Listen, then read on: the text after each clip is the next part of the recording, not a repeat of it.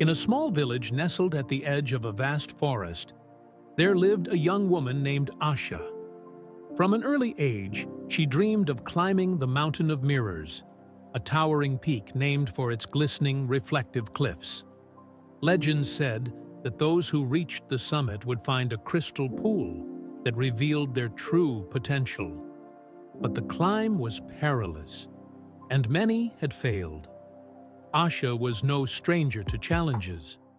She had lost her parents as a child and grew up under the care of her grandmother, a wise but stern woman who always said, "The world gives you two choices, break or break through." Despite her tough upbringing, Asha carried a deep fear of failure, haunted by the stories of those who had fallen while attempting the climb. One morning, Asha awoke to find a letter pinned to her door. It read, "The journey to the Mountain of Mirrors awaits those who are brave enough to see themselves. Come at dawn." It was signed simply, with an ancient symbol of the mountain. Determined to confront her fears, Asha prepared for the climb. She packed supplies, including her grandmother's old walking stick, and set out before sunrise. The first trial, the Forest of Echoes. The first part of the journey led Asha into a dense forest, where the trees seemed to whisper her darkest fears. "You're too weak," a voice murmured. "You'll never make it," another hissed. At first, Asha felt her resolve waver, but she remembered her grandmother's advice.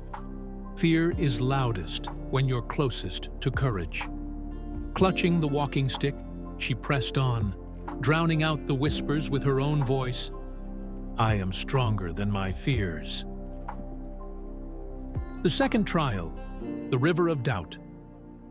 After emerging from the forest, Asha encountered a raging river. Its currents were fierce, and a rickety bridge swayed precariously over the water. As she stepped onto the bridge, doubt began to creep in. What if it collapses? What if you fall? Asha hesitated, paralyzed by indecision.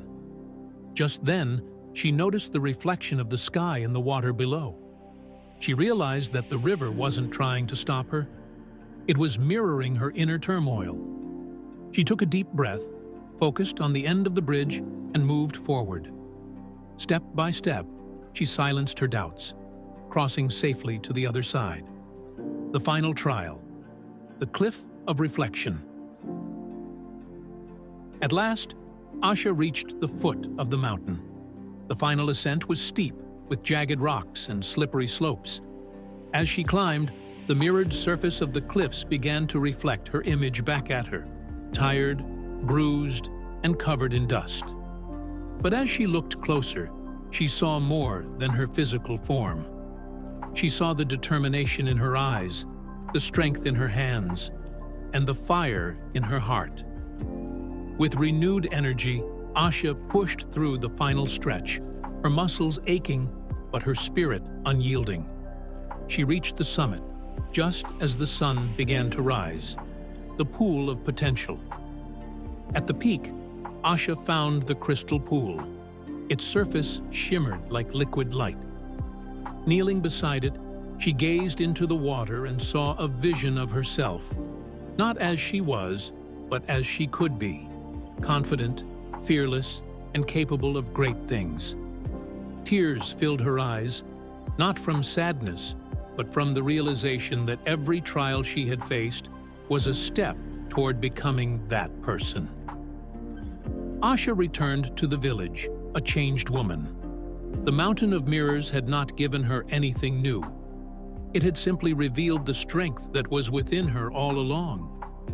And from that day forward, whenever someone doubted their own abilities, Asha would smile and say, "The only thing standing between you and your potential is the mountain you're afraid to climb.